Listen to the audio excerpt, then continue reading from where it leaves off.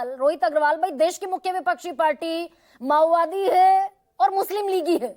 हम कांग्रेस को ये कह रहे हैं कि जैसे मोहम्मद अली जिन्ना ने देश का बंटवारा कर दिया धर्म के आधार पर, कांग्रेस वैसा धर्म के आधार पर बंटवारा चाहती है। This is what we exactly want to say ना। देखिए, कांग्रेस देश का बंटवारा चाहती है कि नहीं चाहती है, परंतु कांग्रेस कहीं ना कहीं धर्म की राजनीति करके वोट बैंक जरूर समेटना चाहती है। नहीं, देश के प्रधानमंत्री ने कहा मुस्लिम लीग ही है, मुस्लिम लीग ही कांग्रेस है, तो मुस्लिम लीग तो बंटवारा करवाती दिखी थी। मुस्लिम लीग बंटवारा कराती दिखी थी और कांग्रेस उस बंटवारे को रोक नहीं पाई थी, और देश का दो टुकड़े करवाने में कांग्रेस का भी भरपूर हाथ था। तब हमें आजादी मिली थी। आज की तारीख में भी कांग्रेस क्या देश के बंटवारे की तरफ आगे बढ़ रही है मुस्लिम लीग की मोडस ऑपरेंडी पर? मैं इससे दो कदम आगे बढ़ के आज की तारीख में जब हम एआई की बात कर रहे हैं, तो मैं आपको बताता हूं गरिमा जी, जब देश एआई समिट कर रहा था तो वो देश के युवाओं की प्रतिभा को प्रदर्शित कर रहा था। वो देश के युवाओं के द्वारा डेवलप किए गए एआई मॉडल्स को प्रदर्शित कर रहा था, और उसके अंदर 100 देशों से ज्यादा देशों के बिजनेस के हेड्स आए हुए थे, मिनिस्टर्स आए हुए थे, और देश की प्रतिभा देखने के लिए आए हुए थे।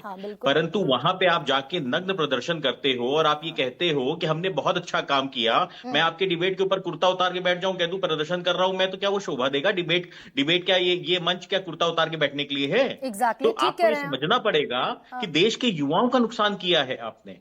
क्योंकि आप कोई भी बिजनेस हेड अगर आता है किसी भी कंट्री में, तो हमने उसको कहीं ना कहीं ये दिखाया है कि हमने देश को इस कदर सुरक्षित किया है कि आप आइए हमारे यहाँ इन्वेस्ट करिए, पैसा लगाइए, आपका पैसा सुरक्षित है। और वहीं पे अगर जिस समय इस देश के एक राज्य का चुना हुआ मुख्यमंत्री मुसलमानों को गोली मारता हुआ दिखाई देता है पॉइंट ब्लैंक रेंज से, और नो मर्सी के टाइटल के साथ दिखाई देता है, एक दाढ़ी वाला एक टोपी वाला, तो हम दरअसल अंतर्राष्ट्रीय स्तर पर भारत को इज्जत बख्श रहे होते हैं तब?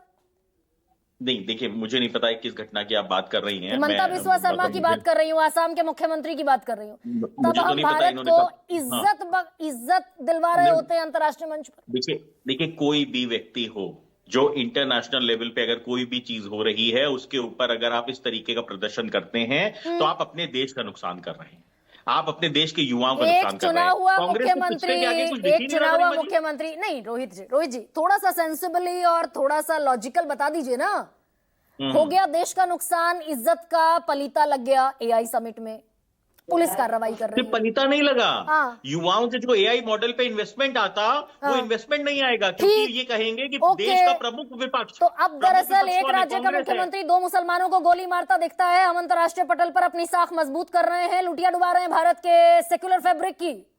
किसी भी, देखिए, पहली चीज तो जिस घटना की आप बात कर रही हैं, वो ऐसी कोई घटना घटी नहीं है देश के अंदर कि मुख्यमंत्री ने किसी को गोली मारी हो, तो ऐसी कोई घटना घटी नहीं है। हाँ, परंतु अगर कोई भी व्यक्ति हो, वो चाहे एआई जनरेटेड वीडियो में बीजेपी का ऑफिशियल ट्विटर हैंडल आसाम का ये वीडियो पोस्ट करता है, आप कह रहे हैं कोई घटना नहीं घटी ऐसी?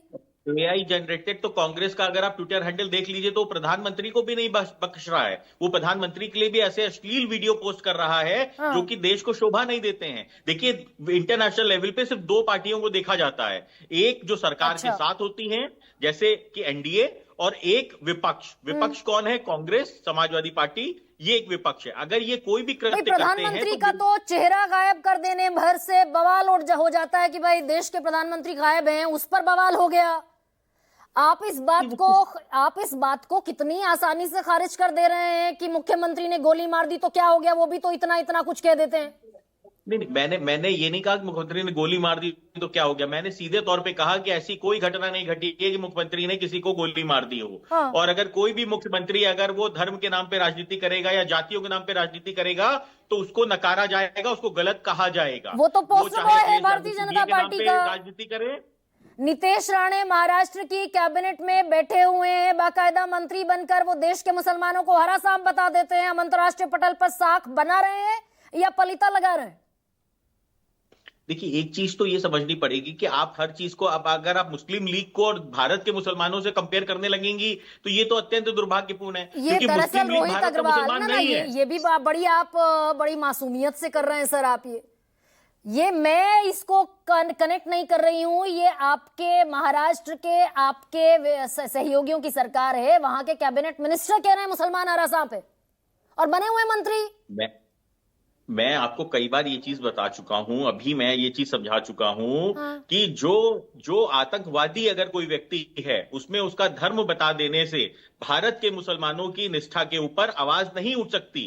भारत के मुसलमान उतने ही भारतीय हैं जितने भारत के हिंदू भारतीय हैं। तो इसलिए विजय शाह ये मध्य कहना, प्रदेश का कैबिनेट मिनिस्टर तो कर्नल सोफिया कुरैशी को आतंकवादियों की बहन कहता दिखा था। बीजेपी को निकाल बाहर करना चाहिए। सनातन को भी तो डेंगू और मलेरिया कहते हुए दिखाई पड़े थे, तब भी जो है कांग्रेस ने उसके ऊपर जवाब तो नहीं दिया था। और अगर इनके ही उदयनिधि राष्ट्रीय अध्यक्ष के स्टालिन, बेटे ना कहते सर हुए दिखाई एक पड़े सेकंड, थे। सर एक सेकंड, यहाँ पर आप थोड़ा सा थिन लाइन नहीं पकड़ पा रहे हैं भाई। उदयनिधि स्टालिन ने कह दिया सनातन डेंगू मलेरिया है, हम इस देश की कर्नल सोफिया कुरैशी को इसके चलते आतंकवादियों की बहन कह देंगे?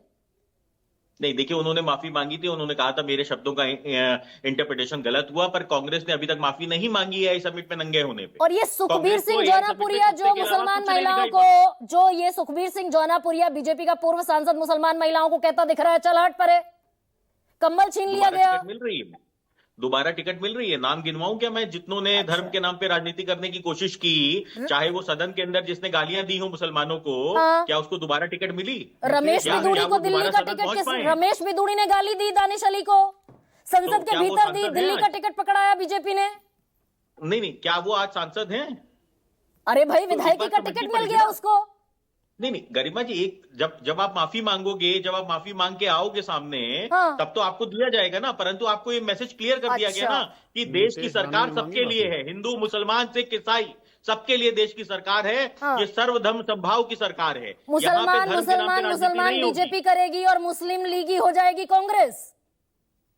कांग्रेस तो कर रही है ऐसे कृत्य। आप बताइए, देश के युवाओं का आप नुकसान कर देते हो, देश के इन्वेस्टर्स को, विदेश के इन्वेस्टर्स को आप डराने का काम करते हो कि हम नंगे हैं, हम प्रमुख विपक्ष हैं भारत के और हम नंगे हैं, और तुम यहाँ पे बिजनेस करोगे तो तुम्हारी फैक्ट्री के बाहर भी हम यही नंगाई करेंगे। जब आप एआई समिट के अंदर नंगाई कर सकते हो, तो आप विदेश से जो इन्वेस्टमेंट आएगा उनके साथ क्या हश्र करोगे आप? अमेरिका ने रिपोर्ट पब्लिश की है, 1318 हेट स्पीचेस साल 2025 में रिकॉर्ड की गई, जिनमें से 1000 से ज्यादा मुसलमानों के खिलाफ हेट स्पीच है। ये भी देख रहा है अमेरिका और पूरा देश।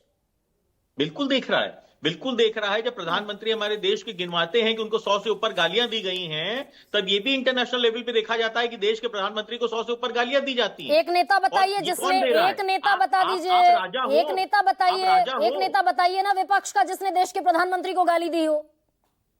एक नेता? अरे बताइए। राहुल गांधी जी तो डेली राहुल गांधी जी तो सबसे ज्यादा, मुझे लगता है 100 गालियों में से 12 गालियां तो राहुल गांधी जी ने दी होंगी। प्रियंका गांधी जी ने स्वयं गालियां दी हैं। और कांग्रेस के जितने बड़े नेता, आप किसी की भी बात कर लीजिए, सबने प्रधानमंत्री जी को गालियां देने का काम किया है, जो बड़े नेता हैं। और ये टीवी डिबेट से लेके और सदन तक गाली देने का काम किया गया है। भाई ये किसी से छुपा हुआ है कि कांग्रेस ने कितनी गालियां दी है प्रधानमंत्री जी को? फराज तो ये क्या शोभा देता है कि देश के